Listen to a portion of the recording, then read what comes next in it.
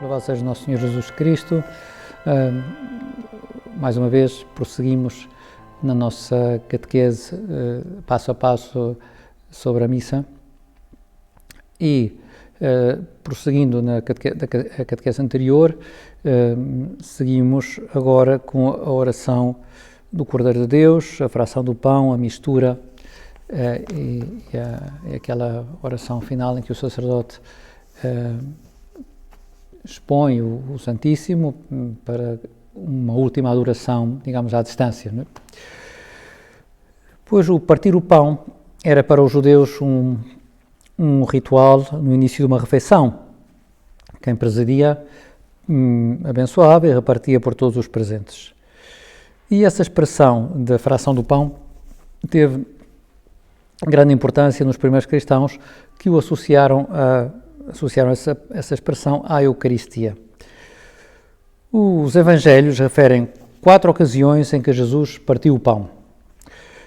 2 antes dos milagres da multiplicação dos pães e dos peixes, dos 2 milagres da multiplicação dos pães e dos peixes, e São Mateus liga claramente esse milagre da multiplicação à Eucaristia. Usa 4 verbos para descrever o gesto de Jesus.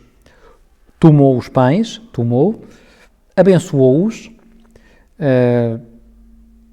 partiu-os e deu-os aos seus discípulos para distribuírem às multidões.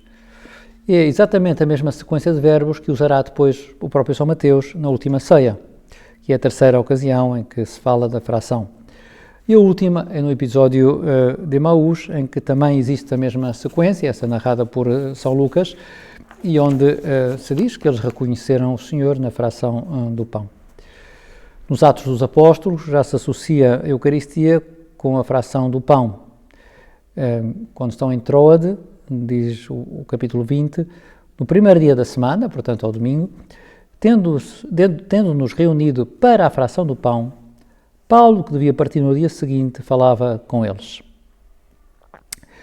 E há um outro simbolismo, neste caso faz referência aos gestos de Nosso Senhor, mas também muitos autores espirituais entendem que a fração do pão eucarístico é também um sinal da entrega de Jesus, um anúncio, um reforço de que estamos perante o sacrifício de Nosso Senhor. Nosso Senhor dá-se completamente, digamos, parte-se espiritualmente para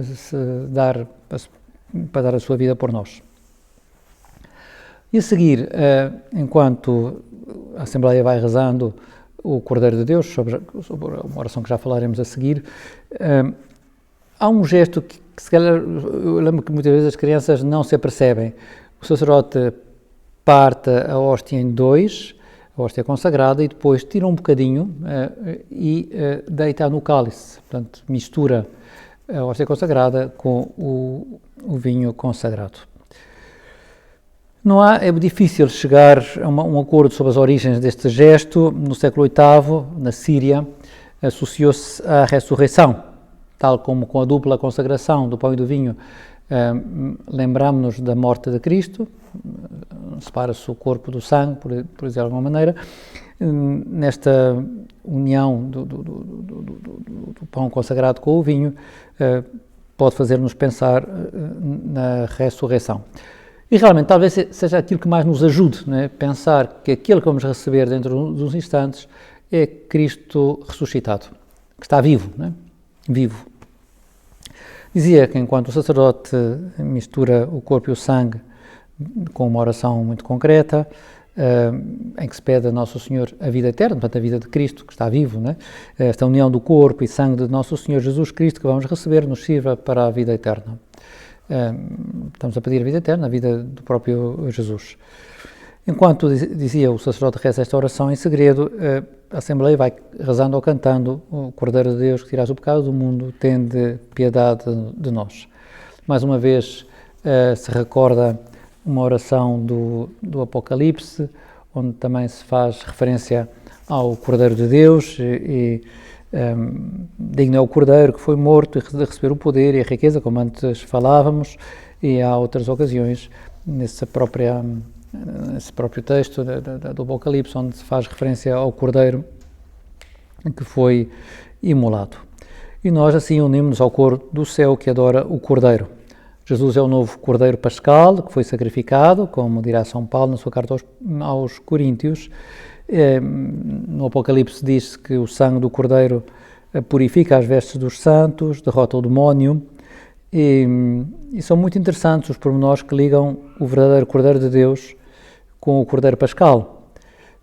Por exemplo, a esponja com o vinagre colocado numa cana de hisopo, que se refere ao Evangelho, que foi levado à boca de Jesus quando estava na cruz e exclamou: "Tenho sede".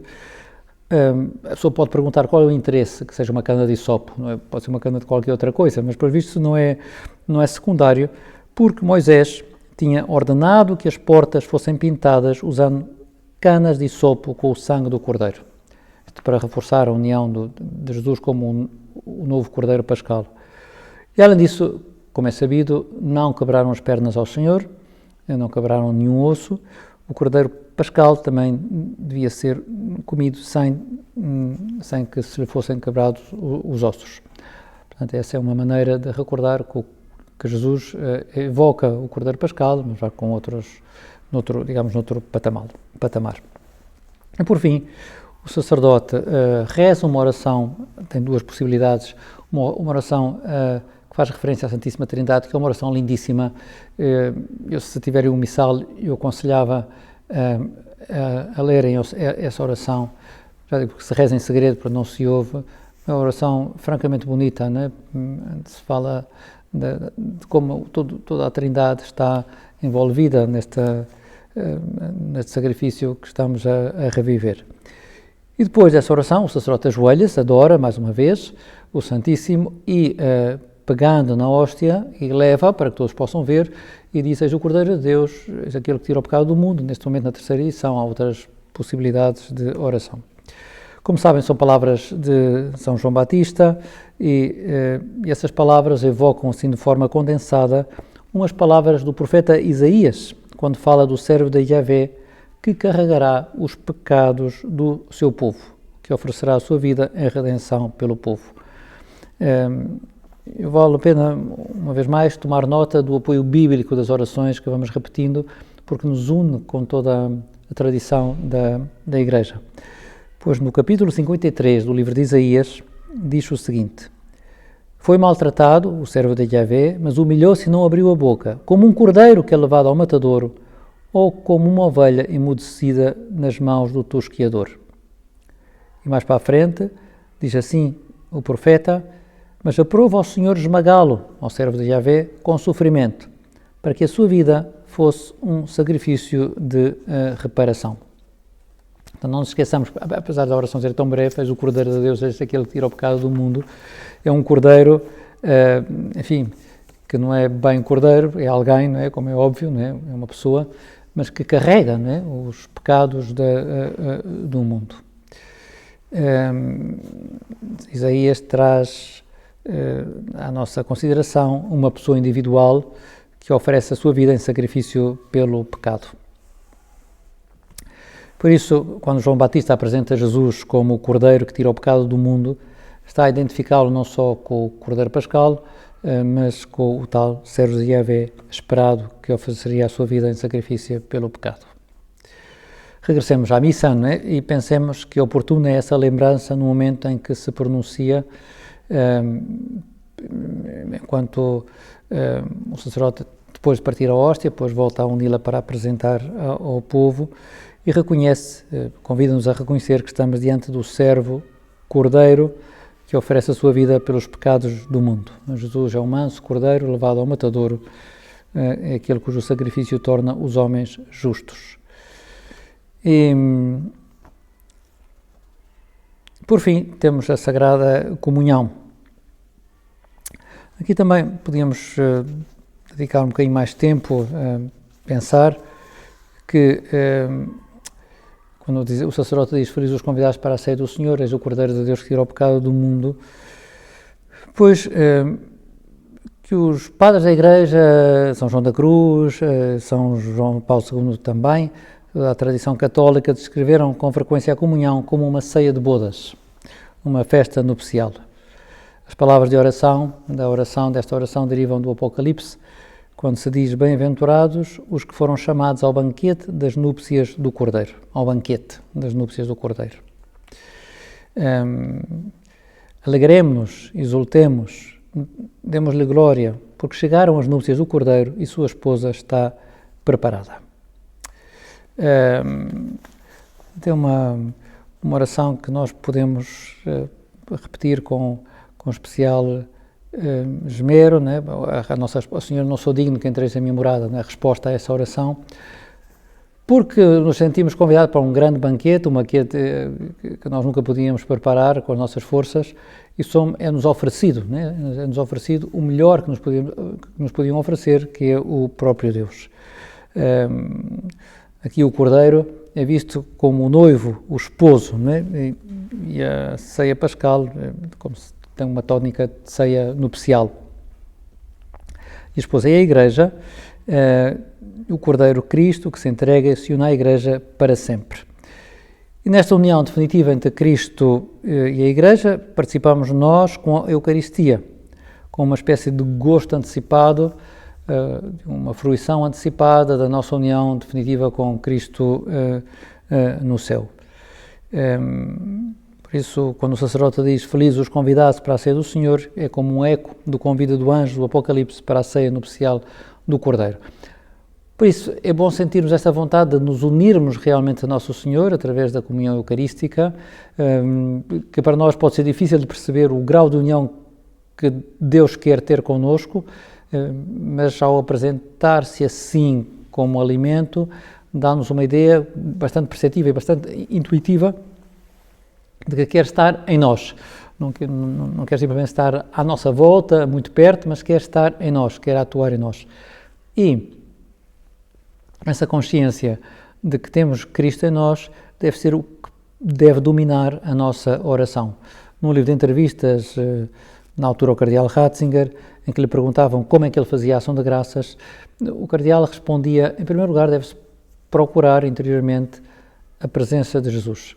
E depois acrescentava que há orações que recordam essa presença. Não disse quais, mas, enfim, o Anima Christi de Santo Inácio de Loyola é um grande exemplo. Não tem que haver orações, a pessoa não tem que rezar orações específicas, mas não nos esqueçamos que estamos a receber alguém. Por isso, às vezes, quando se diz que eu vou à Eucaristia para receber energias, etc., muito bem, é verdade que recebemos um grande apoio do Senhor, mas recebemos Cristo. E com Jesus, sim, recebemos a sua força e o seu amor para podermos fazer o que Ele nos pede. Mas não é uma espécie de vitaminas espirituais, é alguém, né? Não é uma coisa, é alguém. E é essa consciência que eu penso que deve dominar a nossa oração e aquilo também que nos faz gastar um bocadinho mais tempo na ação de graças. Há um encontro com Jesus, e são palavras do Papa Francisco: nutrir-se da Eucaristia significa deixar-se transformar naquilo que recebemos. Deixar que o Senhor nos transforme, e também, como sabemos, a comunhão ela própria é um ato de adoração. Podemos receber Nosso Senhor na mão, na boca, a Igreja permite as duas maneiras. Receber a comunhão na mão exige cuidados adicionais, para que não fiquem partículas na mão, não ir a comungar enquanto se vai para o lugar, comunga-se diante do sacerdote. Isto é, temos que ter todos os cuidados que derivam da nossa fé plena de que temos Jesus em nós e que o tratamos com toda a reverência. Não há pressa nenhuma para receber Nosso Senhor. Há umas palavras muito bonitas do Papa João Paulo II, na encíclica sobre a Eucaristia, quando sugere que para Nossa Senhora receber Jesus na Eucaristia seria como voltar a reviver a encarnação. Aquele corpo, são palavras suas, entregue em sacrifício e presente agora nas espécies sacramentais, era o mesmo corpo concebido no seu ventre. Receber a Eucaristia devia significar para Maria quase acolher de novo no seu ventre aquele coração que baterem em uníssono com o dela, e reviver o que tinha pessoalmente experimentado junto da cruz. Vale a pena valorizar muito o silêncio depois da comunhão, às vezes há cânticos. Os cânticos seria bom que nos ajudassem a centrar em Jesus, né? Se as letras e as músicas são boas, facilitam-nos a oração, né? Facilitam esse pensamento que deve ser dominante, tem Jesus dentro de mim. Se há silêncio, pois ótimo também, porque nos permite uma interiorização desses momentos. Por fim, depois desse silêncio, a oração depois da comunhão, com tónicas variadas, consoante o dia, o sacerdote pede que os frutos da Eucaristia sejam uma realidade na nossa vida. Pede-se de forma muito variada, mas nós podemos unir-nos a esse pedido. E por fim, os ritos conclusivos, não é? No mundo antigo era habitual terminar uma assembleia com uma despedida formal. E os primeiros cristãos sentiram a necessidade de incorporar à Eucaristia algo similar. Desde o século IV que se incorporou aquela oração que em latim, que depois da bênção se diz que é ite missa est. Id foi enviada. A palavra missa vem desta palavra latina, missa, foi enviada, não é? Enviada. Porque, em certo sentido, os cristãos são convidados a irem ter com os seus irmãos, são enviados aos seus irmãos. E também por isso, diz o Catecismo, se chama missa, porque há uma relação com o envio para levar Deus para as vidas dos cristãos. Na Eucaristia, torna-se presente o mistério pascal para podermos ser incorporados na vida e missão de Jesus. E quanto mais nos unirmos a Cristo, mais irradiaremos a sua vida e o seu amor à nossa volta. Por isso, a missa envolve um certo compromisso, né? A pessoa não sai dali e não seria estranho que saísse da missa a discutir com as pessoas que estão ao lado ou a encontrar um conflito 3 minutos depois, quando acabamos de receber o maior dos dons e temos que ser aqueles que se sentem enviados, né? Enviados para tornar Cristo presente à sua volta. Existe também a possibilidade, antes desta última palavra, de uma bênção mais solene, está prevista em muitas ocasiões, não é só nas festas e nas solenidades, no tempo pascal, no tempo de Natal também, depois há prevista uma bênção solene em que o sacerdote pede para as pessoas se inclinarem e há uma tripla oração com a bênção final. Habitualmente as pessoas inclinam-se, como o diácono convida a fazer, inclinados para receber a bênção. É um dom, mais um dom que recebemos do Nosso Senhor de forma muito agradecida.